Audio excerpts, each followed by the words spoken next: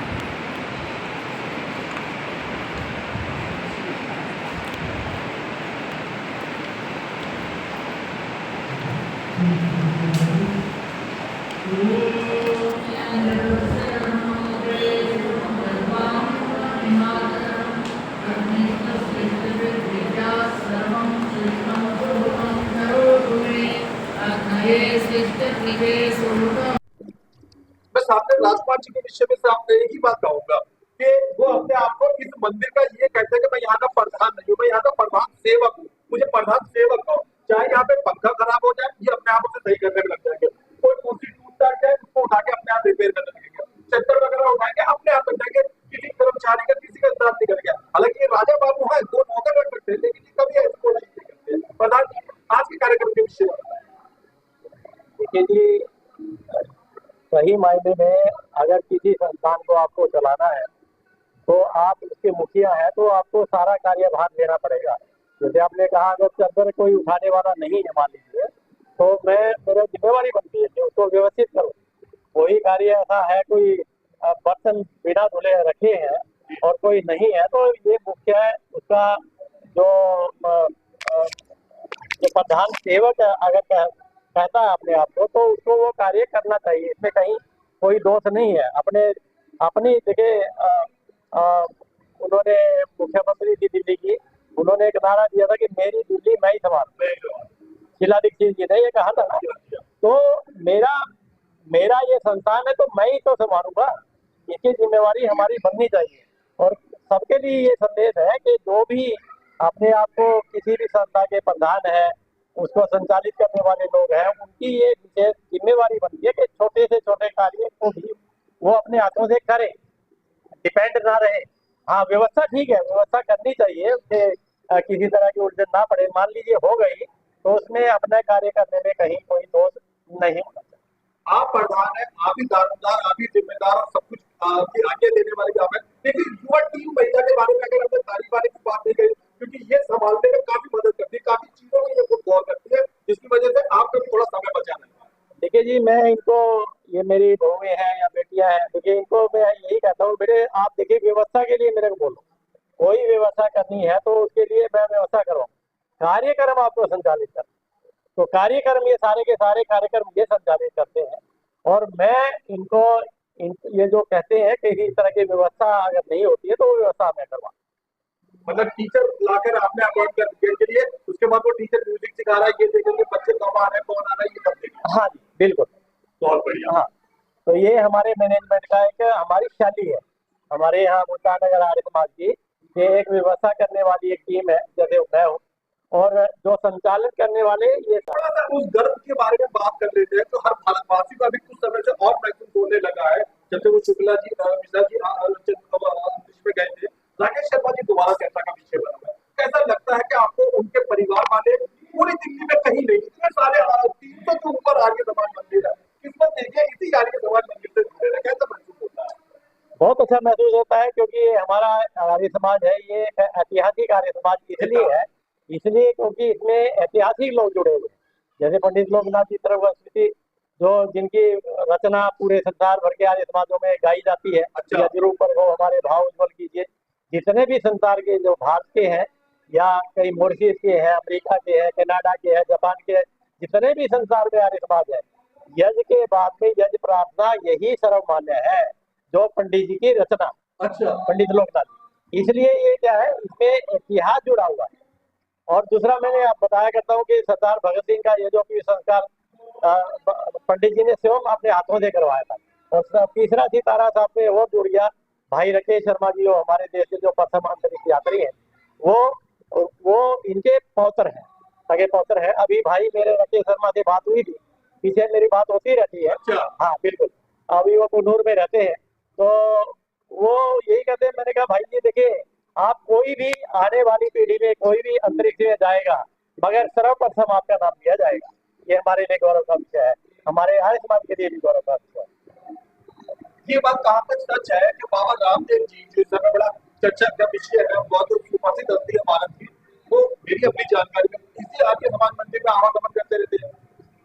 स्वामी जी महाराज का बहुत ही विशेष हमारे ऊपर स्नेह है, मैं कहूँ पर्सनल मेरे ऊपर भी, तो ये कहना उचित नहीं होगा कि कितनी बार ये भी सब लोग गए हैं, उनसे मिले हैं, वहाँ पर जाकर के हम योगपीठ में भी गए थे। पीछे जो बच्चों का हमारा एक टूर है, तो हमारे संस्कार दर्शन के बालक है ना जी, उसमें हम हर साल एक नए गुरुकुल में लेके जाते हैं, तो अब की बार आचार्य कुल में लेके गए थे हरिद्वार, तो स्वामी जी महाराज ने आधा पौना घंटा दिया बालकों को, और आधा पौना घंटा आचार्य बालकृष्ण जी महाराज ने दिया। तो ये हमारे लिए एक बड़ा सम्मान का विषय है, हमारे लिए गौरव का विषय है कि हमारे आर्य समाज को और हमारे को वो इतना स्नेह देते हैं और इतना मान देते हैं। अंतिम बात करेंगे, फिर बात खत्म करेंगे। 300 से ऊपर आर्य समाज मंदिर है और लगभग 50 के आसपास गुरुकुल है, सभी पुरानी परंपरा के हिसाब से चल रहा है। आपने वैज्ञानिक परंपरा भी अपना रखी है, म्यूजिक भी सिखाते हैं, कोर्स भी सिखाते हैं, डिफेंस कोर्स भी सिखाते हैं, किताबें अलमारी किताबें भी पढ़ना सिखाते हैं। ये आइडिया आपके मन में कैसे आया, धर्म और विज्ञान की तकनीक को साथ में लेके चलने? देखिए, इस आर्य समाज की प्रतिष्ठापना को आपकी साल 150 वर्ष हो रही, इसको नहीं, पूरे आर्य समाज। अच्छा। प्रतिष्ठापना जो 1975 में हुई थी और आप 2025 है, 150 वर्ष पूरे हो रहे हैं। और इसके जो इन्होंने ये आर्य समाज की प्रतिष्ठापना की, महर्षि देव दयानंद ने, वो स्वयं ही टेक्नोलॉजी के पक्षधर थे। अच्छा। उस वक्त में, किस वक्त में, 1875 की बात बता रहा हूँ, उससे पहले उन्होंने प्रिंटिंग प्रेस मंगवाई थी जर्मन से। अच्छा। वो पक्षधर थे कि नई टेक्नोलॉजी के साथ में नहीं चलेंगे तो आप पिछड़ जाएंगे। तो ये हम भी उनके शिष्य हैं, हम उनके अनुयायी हैं, तो हम भी नई नई टेक्नोलॉजी, मेरे आर्य समाज में नहीं, सभी आर्य समाजों को ये अनुकरण करना चाहिए कि उसने रोचकता की तरफ लेके जाए। बालक जितना ज्यादा से ज्यादा जिस माध्यम से भी सीख सकते हैं, हमें उनको शिक्षा देनी चाहिए। हाल ही में राकेश शर्मा जी फिर से चर्चा का विषय बन गए। एक शुभांशु शुक्ला जी जो है वो अभी हाल ही में अंतरिक्ष यात्रा पे गए, तो जो लोग भूल भी चुके थे एकदम दोबारा अखबारों में हर जगह पे चर्चा का विषय बन गया। मैं आपको बताऊं 80-90 के दशक के जो मेरे जैसे किशोर हुआ करते थे, उस समय में राकेश शर्मा और कपिल देव के फोटो इकट्ठा करा करते थे। उनके दूर दराज के कोई रिश्तेदार उनकी कोई चीज भी मिल जाती थी तो बड़ा यूं समझिए कि अजायब घर की तरह अपने घरों के अंदर में रखा करते। मुझे आज सच में अपनी 25 साल की पत्रकारिता में बड़ा फक्र महसूस हो रहा है कि मैं राकेश शर्मा के परिवार के साथ खड़ा हूं। मैं झूठ नहीं बोल रहा, ईमानदारी से बता रहा हूं, मेरे घर की मेरी लाइब्रेरी पे राकेश शर्मा का फोटो लगा है सिर्फ इसी वजह से कि मेरे बच्चे बड़े हो गए वैज्ञानिक तरीके की सोच में रखे। मुझे अंदर से प्रसन्नता हो रही है। ये उनकी रिश्तेदार युवा किशोरी है, ये उनके भाई है। पहले भाई साहब से शुरुआत करते हैं। तो यही देखिए, क्या नाम है आपका? वो मेरे बड़े भाई हैं और हमें जैसे कि पूरे भारत को गर्व है, हमें भी पूरे परिवार को बहुत अत्यंत गर्व है कि वो इतनी बड़ी उपलब्धि उन्होंने हासिल करी। और ये जो चीज़ है हमारे दादाजी इनकी आज हम पुण्य स्मृति मना रहे हैं जी, और ये सब उन्हीं का आशीर्वाद है। जो नहीं जानते उनको मैं चाहूंगा कि थोड़ा सा सोमनाथ जी के विषय में बताएं। लोकनाथ नाथ लोकनाथ जी के विषय पंडित में लोकनाथ जी मेरे दादाजी जो थे वो एक समाज सुधारक थे, आज़ादी के लड़ाई में योगदान देते थे और उस समय की जो सामाजिक कुरीतियां होती थी, विधवा विवाह और लड़कियों को पढ़ाना, इस तरह के सामाजिक कार्य वो करते थे। लोकनाथ जी के बारे में अभी थोड़ी देर में ये एक ऐसी बात बताएंगे क्या आपको भी बड़ा आश्चर्यचकित होगा। क्रांतिकारी शहीद भगत सिंह के साथ उनका क्या? असल में वो युवाओं को क्रांति और देश की आजादी के लिए प्रेरित करते थे। जी, तो जो भगत सिंह जी थे और उनके जो सुना उनका यज्ञोपवीत बच्चों को भी संस्कार करा था उन्होंने। और उसके अलावा मेन उनका जो मुख्य कार्य यही था कि वो क्रांति के लिए लोगों को देश की आजादी के लिए प्रेरित करते थे उस समय के युवाओं को। जी जी खुद भी उन्होंने आजादी की लड़ाई में काफी हिस्सा लिया और मुख्य रूप से वो अनेक युवाओं को प्रेरित करते थे कि आजादी की लड़ाई की तरफ हमें अपने देश को आजाद कराना है और साथ ही साथ जो समाज की कुरीतियां हैं उनको दूर करना है। बहुत बढ़िया, बहुत बढ़िया। ये आपकी धर्मपत्नी है ना? मैं एक बात और बोलना चाहूंगा, जी जी जी मैं आपको एक चीज और बताना चाहूंगा जी। कि अंतरिक्ष में जाना कितनी बड़ी उपलब्धि है। अभी तक इस विश्व के अंदर लाखों करोड़ों अरबों लोगों की जनसंख्या रही होगी। आपको यह जानकर हैरानी होगी कि अभी तक अंतरिक्ष में जानते हैं कितने लोग गए हैं? 500 लोग भी अंतरिक्ष में नहीं जा चुके हैं अभी तक। जो राकेश शर्मा है उनको हम प्यार से बाबा भैया बोलते हैं, अच्छा, वो 234वें अंतरिक्ष यात्री थे। तो आप इससे अंदाजा लगा सकते हैं कि अंतरिक्ष में जाना कितनी बड़ी उपलब्धि है। और जब वो गए थे तो पूरे परिवार से मिलकर गए थे कि पता नहीं वापस भी आएंगे या नहीं आएंगे। मुझे आज पता चला कि वो 234 में गए। मैं तो मेरे जैसे हजारों बच्चे सोचते थे नील आर्मस्ट्रांग के बाद शायद सिर्फ राकेश शर्मा ही गए। जी, मतलब ये बहुत बड़ी एक बहुत मुश्किल चुनौती है। पूरी मैं चाहता हूँ कि अंतरिक्ष में जाना कि एक छोटा कार्य नहीं है, जी। बिल्कुल अपनी मतलब जान जोखिम में डालना एक अलग बात है। जान समझ लो कि हम दे चुके हैं, परिवार में ऐसे सोच के भेजते हैं। कैसा लगता है आज भी मेरे जैसे पुराने प्रेमी राकेश शर्मा जी के उसी आज भी ब्लैक एंड व्हाइट टीवी पे हम लोग याद करते हैं। ऊपर से इंदिरा गांधी ने नीचे से पूछा कि आपको भारत कैसा लग रहा है, क्या कहा था? सारे जहां से अच्छा हिंदुस्तान हमारा, या ऐसे कोई अच्छा था बिल्कुल बिल्कुल यही उस समय जो हमारी माननीय प्रधानमंत्री श्रीमती इंदिरा गांधी जी थी, जो अपने आप में बहुत ही बड़ी वीरांगना थी, उन्होंने ये प्रश्न पूछा था उनसे कि ऊपर से भारत कैसा दिखता है। तो एक तो वैसे ही हमारा भारत देश हम सबको ही गर्व है, तो उनके मन में उनके जो स्वाभाविक ही उनके मुंह से निकला था कि सारे जहां से अच्छा। और वो इस चीज को मानते भी हैं और हम सब भी मानते हैं और मेरे ख्याल से हम जो भी लोग इकट्ठे हैं सब मानते हैं कि सारे जहां से अच्छा हिंदुस्तान हमारा। अच्छा, वर्तमान में बहुत से लोग जिनमें मैं भी शामिल हूँ नहीं जानते तो वो बता रहे भाई साहब राकेश शर्मा जी वर्तमान में कहाँ है। हम इस समय उस मंदिर में है जहाँ पे उनके दादाजी भाई वगैरह सारे रिश्तेदार आगे समाजी यहाँ पर आते जाते हैं। जी नहीं आते जाते नहीं कि हमारा निवास स्थान यही है। जी जी। हमारे दादाजी के समय से ही हम लोग यहीं रहने वाले हैं। ताया जी जो हमारे राकेश शर्मा जी थे वो भी यही रहते थे। अच्छा, अब जो है इस समय वो ताया जी जो राकेश शर्मा मेरे ताया जी के बेटे हैं वो हैदराबाद चले गए थे। हैदराबाद से अब एक तमिलनाडु में ऊटी से पहले जगह पड़ती है कुन्नूर। अच्छा, वो एक हिल स्टेशन है, बड़ी शांत जगह है। वहां पे उनकी अपनी अंतरिक्ष की जो रिसर्च है वो चल रही है, उनकी अपनी वेधशाला है। और उसके अलावा वो अभी जैसे शुभांशु शुक्ला जी गए हैं, ये शुभांशु शुक्ला जी ये नासा के सहयोग से अमेरिका में गए हैं। जी जी। अभी एक कार्यक्रम और चल रहा है उसको गगन नॉट बोलते हैं। वो अच्छा, भारत सरकार अपने अंतरिक्ष यान के अंदर राकेश जी तो इसरो की सहायता से गए थे ना? राकेश शर्मा जी यूएसए की सहायता से, अच्छा। यूएसएसआर की सहायता से गए थे। अच्छा वो कॉस्मोनॉट कहते थे उनको। यूएसए रशिया जो है रूस है उसकी सहायता से गए थे। अच्छा इस समय जो वो नासा की सहायता से शुभांशु शुक्ला जी गए हैं। जी। उस कार्यक्रम में भी राकेश शर्मा जी ने जो है अपना योगदान दिया। उनको उनको काफी सारी चीजें सिखाई क्योंकि उनको अनुभव रहा है। और अब मोदी जी सरकार जो है, मोदी जी हमारे माननीय प्रधानमंत्री जी गगन नॉट्स करके एक हमारे कार्यक्रम है जिसमें भारत अपने बल पे अपने अंतरिक्ष यान में अंतरिक्ष यात्री भेजेगा, जिसको गगन नॉट्स कहा जाएगा। तो राकेश शर्मा जी उस संचालित कुन्नूर में रहते हैं। कुन्नूर में रहकर ही वो अपने सारे कार्यक्रम देखते हैं और पूरे विश्व में भ्रमण करते हैं। जहाँ भी किसी भी प्रकार की विश्वविद्यालयों के अंदर जाते हैं और लोगों को अंतरिक्ष के बारे में, रिसर्च के बारे में बताते हैं। अच्छा, कैसा लगता है आपको? कोई किशोर टकराता है, वो कहता है जी मैंने अपनी कोर्स की किताब में या अपने लेसन में आपके रिश्तेदार जी राकेश शर्मा जी का जिक्र पढ़ा था, अब तो वो कोर्स की किताबों में पढ़ाने योग्य वाले व्यक्ति हो गए, तो देखिए, कैसे हो सकता मेरे है? तो भाई हैं, जी तो सबसे पहले तो हमने भी पढ़ा हुआ है, क्योंकि हम भी उनसे, हमारे और उनके बीच में उम्र का गैप ज्यादा है। जी हमने भी काफी पढ़ा हुआ है और काफी गर्व महसूस होता है। मैं इससे ज्यादा क्या कह सकता हूँ। बहुत तो पूरे बहुत देश को ही गर्व होता है, और हम जितने भी एकत्रित हैं, हम सबको ही गर्व होना चाहिए। जी। और युवा पीढ़ी को क्या संदेशा देना चाहेंगे इस विषय में? मैं तो यही कहना चाहूंगा, जो मैंने अपने परिवार से सीखा है, कि सपने देखिए और उसको पूरा करने के लिए आपने मेहनत करनी है। किसी भी काम को छोटा नहीं समझना है। किसी भी काम को आपने करना है तो उसको आपने, चाहे आपने एक टेबल भी साफ करनी है तो उसको इस ढंग से साफ करना है कि लोग कहें कि हाँ, ऐसे की जाती है टेबल। तो हर काम को गंभीरता से करना है, अपने प्रयास पूरे करने हैं, ताकि आपके मन में ये मना ना रहे कि मैंने प्रयास पूरे नहीं करे। रिजल्ट चाहे जो मर्जी है, आपका प्रयास पूरा होना चाहिए, आपके मन में ही शांति होनी चाहिए कि मैंने प्रयास पूरा करा। थोड़ी सी बात हम इस मंदिर के विषय में कर लेते हैं। बड़ा लगभग दिल्ली भर के अंदर 300 से ऊपर आर्य समाज मंदिर होंगे और कई सारे आर्य कन्या गुरुकुल होंगे, लेकिन जितनी एक्टिविटीज यहाँ चलती हैं, सेल्फ एकेडमी की, म्यूजिक की, लाइब्रेरी की, वो अन्य कई, क्या कहना चाहेंगे? बहुत सारे लोगों की टीम ने मिलकर इसे सजाना ये संवारा तो है। मैं ये कहूंगा कि एक तरह का ये पुनर्जीवन है आर्यसमाज मुल्तान नगर मंदिर का, जिसके लिए सबसे ज्यादा आभारी हमारे प्रधान जी राजकुमार जी हैं, और साथ में मेरी धर्मपत्नी और ये हमारी बहनें जो सामने बैठी हैं। इनके अथक प्रयास है, ये निरंतर आते हैं, लोगों को प्रेरित करते हैं, बच्चों को, बूढ़ों को, युवाओं को, और कई तरह के कार्यक्रम संचालित करते हैं। और इनका प्रयास जो है वो अतुलनीय है। मैं तो बिल्कुल नतमस्तक हूँ, क्योंकि सही में इन लोगों ने इसको, इस आर्य समाज को, जैसे आपने कहा 300 से ज्यादा आर्य समाज, इस आर्य समाज को एक पुनर्जीवन ही दिया। बहुत अच्छा, बहुत यही चलता रहे बस। से परेशान रही थी कि गली मोहल्ले वाले कहते थे राकेश शर्मा से हमें भी मिलवाओ, ये मजाक की बात है।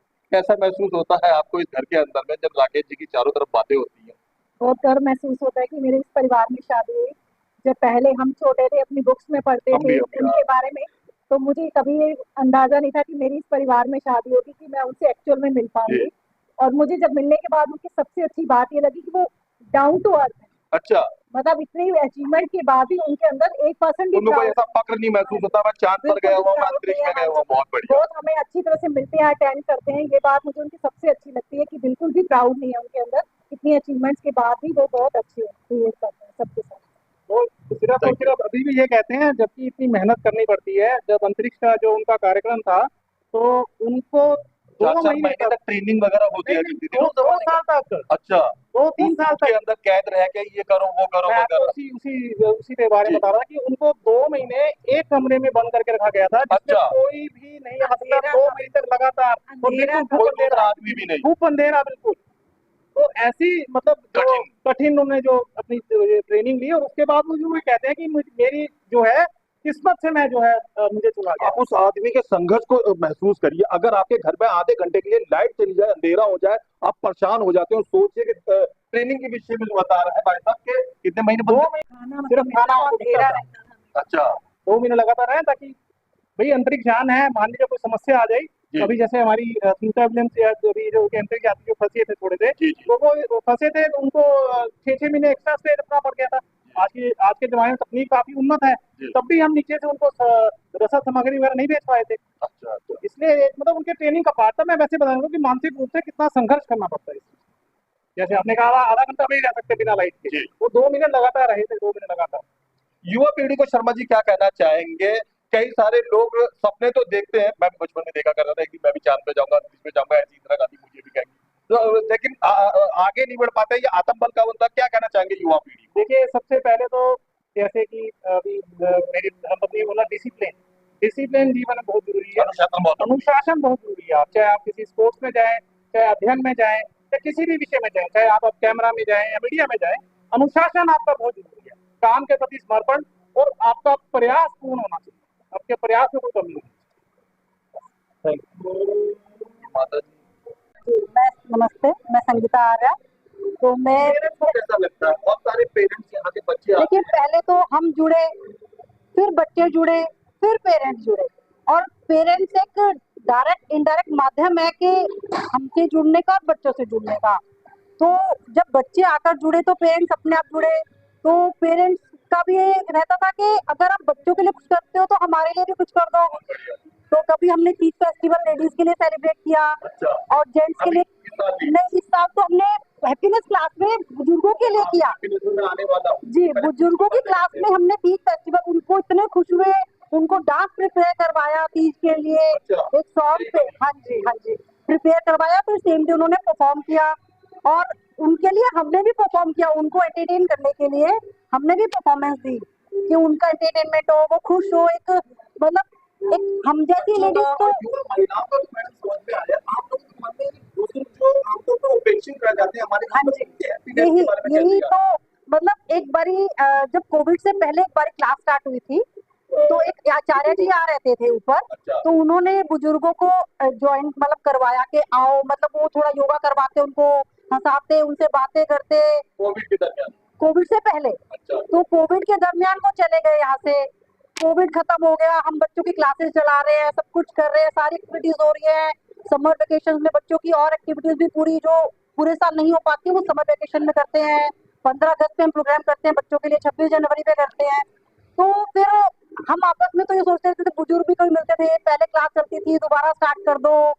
तो फिर हमने विचार किया, तो हमारे हमारे जो ग्रुप में ही 3 समझ लो वो सीनियर सिटीजन है, तो उनको हम सब ने सलाह करके कहा कि आप जोड़िए बुजुर्गों को, आप मंदिर जाते हैं या कॉलोनी में कोई आप मिलते जुलते हैं तो उनको इकट्ठा करिए, तो बुजुर्ग इतने खुश हैं। आपने एक 60 साल की महिला पकड़ी और हाँ जी, हाँ जी, 3 है वो हमारे साथ संस्कार दर्शन टीम में ही जुड़े हुए हैं, जो काफी सपोर्ट करते हैं। तो हम जब भी हमारी जरूरत होती है या कोई स्पेशल ओकेजन पे हम भी पूरा सपोर्ट करते हैं। हमारा एक 15 मिनट मिलेंगे, बच्चों को खो खो की 2 टीम बनाई है और वो खो खो का गेम होगा, तो स्पोर्ट डे भी होगा, साथ में सेलिब्रेशन भी होगा, तो इसके लिए हम की बात करें तो आजकल अलग समाज में, मैं भी उनमें से आता हूँ, ज्यादातर बच्चे मोबाइल के जो लती हुए जा रहे हैं, 10-10 घंटे 5-5 घंटे गुजरे रहते हैं।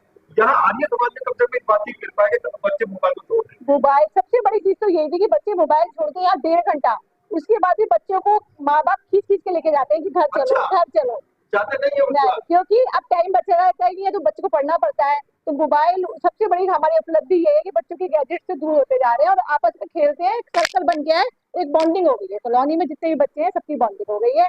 तो आपने हमें समझिए उसके लिए 2 शब्द अगर हम अपने कर्मचारी जो यहाँ पर रहते हैं कि वो योग सरकार तो शायद 300 के 300 मंदिरों में बच्चों में डालने की कोशिश हो रही है, बच्चों को एक्स्ट्रा एक्टिविटी, सेल्फ डिफेंस जैसा और म्यूजिक जैसा और योगा जैसा, पता नहीं क्या क्या चीजें, ये आइडिया आपके मन में कैसे आया?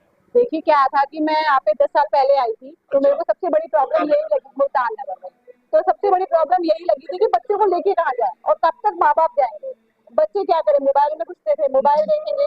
तो हमने मोबाइल से हटाने के लिए यहाँ पे प्रधान जी के सहयोग से हमने यहाँ पे पूरी एक प्लानिंग करी, जिसमें बच्चों को योग प्राणायाम में घुसाने से पहले हमने उनको एक गेम्स का, हर चीज के लिए हमने गेम्स का सहारा लिया कि हम बच्चों को खिलाएंगे, जब बच्चे खेलेंगे बच्चों को खुद कहेंगे कि हमें क्लास में जाना है, क्योंकि अगर हम बच्चों को फोर्स डालेंगे आपको क्लास में आना है, क्लास नहीं है, ये एंटरटेनमेंट, आपका स्ट्रेस रिलीज क्लास है। तो बच्चे जो भी है ना यहाँ पे आते हैं वो कभी कोई क्लास नहीं छोड़ते और वो कहते हैं हमें जाना ही नहीं है, वो आर्य समाज में एक दूसरा घर हो गया है। मुख्यतः क्या क्या एक्टिविटीज बच्चों के लिए चलाई जा रही है? बच्चों के लिए यहाँ पे हारमोनियम है, गिटार है, कथक की क्लासेस है, बच्चों के लिए लाइब्रेरी है और डेली योग प्राणायाम की क्लासेस। उसके अलावा सबसे बड़ी चीज है कि हम इसमें टीम बिल्डिंग है। विचार कब से आना शुरू हुआ? सेल्फ डिफेंस, देखिए आजकल के जो जैसा वातावरण है उसमें सेल्फ डिफेंस लड़की हो या लड़का सबको आना चाहिए। तो हमने स्पेशल दिल्ली पुलिस से सपोर्ट से हमने दिल्ली पुलिस ने हमारी इतनी सपोर्ट करी और उन्होंने अभी भी बोला है, अभी हमारा एक लेवल हो चुका है, उसके बाद एडवांस लेवल सिखाएंगे और हमने भी ट्रेनर भेजते हर रोज? दिल्ली नहीं, हर रोज नहीं, अभी हमने 15 दिन की वर्कशॉप कराई थी और उसके बाद अभी भी वो बीच बीच में आके बीच बच्चों को तैयार करते हैं। उसके अलावा उन्होंने यहाँ पे भी हमारा पूरा कार्यक्रम हुआ था, बच्चों ने पूरा प्रदर्शन करके दिखाया था। हाँ, स्टेज पे। कब से जुड़ी है ये बता? नमस्कार, मेरा नाम दिव्या आर्या है और ये हमारी सबकी टीम ही है, हम सब एक साथ ही जुड़े हैं। संस्कार दर्शन की क्लासेस हमारी जब से स्टार्ट हुई तब से हमारी टीम हम सब साथ हैं।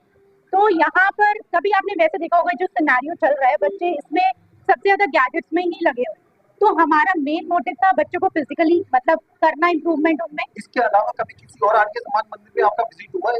देखिए हुआ है, जो पश्चिम बिहार में हमारा है वहाँ हुआ है, लेकिन मैंने वहाँ पर वहीं से मुझे एक आया था कॉल कि आप डिस्पेंसरी चलती है।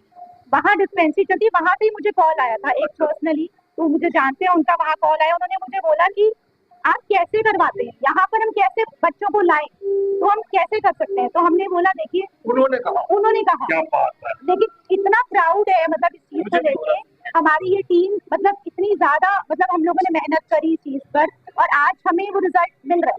मतलब बच्चे फिजिकली एक्टिव हो गए हैं। बच्चों को आपने कभी देखा होगा, कोई मेहमान आता है नमस्ते नहीं करते, अब हमारे बच्चे आप कहीं भी मिल जाओ मुल्तान नगर में पैर छूते, मतलब इतना इम्प्रूवमेंट आया बच्चों में। किताबों का बड़ा शौक है, मेरी खुद की पर्सनल लाइब्रेरी को पढ़ने में हर तरीके की 300 से ऊपर अनारवी समाज मंदिर है, आपसे बेहतरीन शानदार लाइब्रेरी के पास। बहुत ये और सबसे बड़ी बात, आप लोग इकलौते हो जो बच्चों को प्रेरित करते हो कि किताबें पढ़े और रिव्यू लिख के बाद दीवार पे टांगे, हम तक नहीं करते कभी ऐसा। और सबसे ज्यादा इसमें जो सपोर्ट है वो हमारे प्रधान जी का है। अच्छा। सबसे ज्यादा हमारी बैकबोन है, मतलब जो हम उन्हें बोलते हैं कि हम ये करना चाहते हैं, कभी पीछे नहीं हटते। वो हमें बोलेंगे बेटा जो करना है आप लोग करो, मैं खड़ा हूं, मैं देख लूं। बहुत तो मतलब बहुत सपोर्टिव है, और हमारी टीम ने मतलब मुझे लगता है काफी मेहनत करी है, और यहाँ पर पेरेंट्स भी बहुत हैप्पी हैं हमसे, जो बुजुर्ग हैं वो भी आते हैं, सब जुड़ गए, सबको हमने जोड़ा है।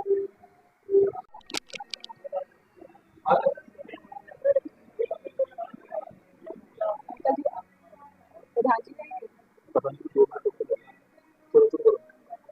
300 के आस से ज्यादा मंदिर है आर्य समाज के दिल्ली के अंदर में, और लगभग 50 के आसपास में या उससे संख्या ज्यादा ही होगी आर्य कन्या गुरुकुल वगैरह की यहाँ पे। लेकिन मैं आपको एक बार बताऊं, इतना सुंदर आपको कोई भी आर्य कन्या आर्य समाज मंदिर नजर नहीं आएगा। यहाँ डांसिंग होती है, यहाँ पे सेल्फ डिफेंस का कोर्स होता है, यहाँ पे चित्रपट लगा दिया गया है, आप बच्चों की फिल्में याद दे सकते हैं, यहाँ पर लाइब्रेरी मौजूद है और बड़ी शानदार भव्य लाइब्रेरी मौजूद है, और वो सब देन जो है वो इन महिलाओं की है, ये उन सबका परिश्रम है दिन रात का एक करके। सभी को सादर नमस्ते। आर्य समाज मुल्तान नगर धर्म संस्कृति और संस्कारों को बढ़ाने के लिए निरंतर प्रयास कर रहा है, जिसमें कि बच्चों की यहाँ पे बच्चों पे ही नहीं, बुजुर्ग युवा सभी पर कार्य हो रहा है। बच्चों बुजुर्गों के लिए यहाँ पे हैप्पीनेस क्लासेस लगाई जा रही हैं, जिसमें उनको हंसाया जाता है, उनको डिफरेंट क्लासेस करा के उनको योगा प्राणायाम कराया जाता है, और उनके लिए जितने भी दिवाली आता है, तीज आता है, हम लोग प्राणायाम और बच्चों को मॉरल वैल्यू, जो बच्चों के अंदर सबसे ज्यादा आजकल की कमी है, जो एक संस्कारों का बीज बोना होता है बच्चों के अंदर, जिससे कि वो जब बड़े हो, जो पेड़ की तरह वो जब बने, तो उनके अंदर संस्कारों के जो हम बीज डाल रहे हैं वो फूट के वो संस्कार आगे बढ़ेंगे।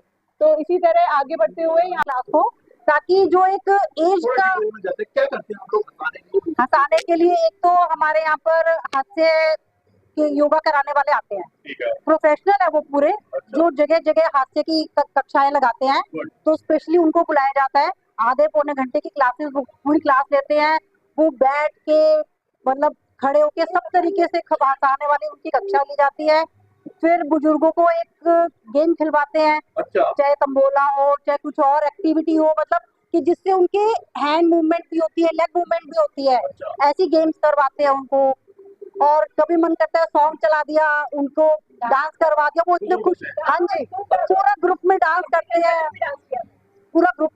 हैं, किसी का बर्थडे होता है तो वो स्पेशल सेलिब्रेशन करते हैं, उनको पूरा ऐसे बच्चों वाली फील कराई जाती है कि आप चेयर पे अलग से बैठो, आपको सैश पहनाएंगे, कैप पहनाएंगे, आप उनका पूरा बर्थडे, किसी की एनिवर्सरी, सब अच्छे से बुजुर्ग को इतने खुश होते हैं कि हाँ हमें अपना बचपन याद है। कभी बचपन में भी उन्होंने ऐसा बर्थडे नहीं मनाया होता जो वो यहाँ पर आके मनाते हैं।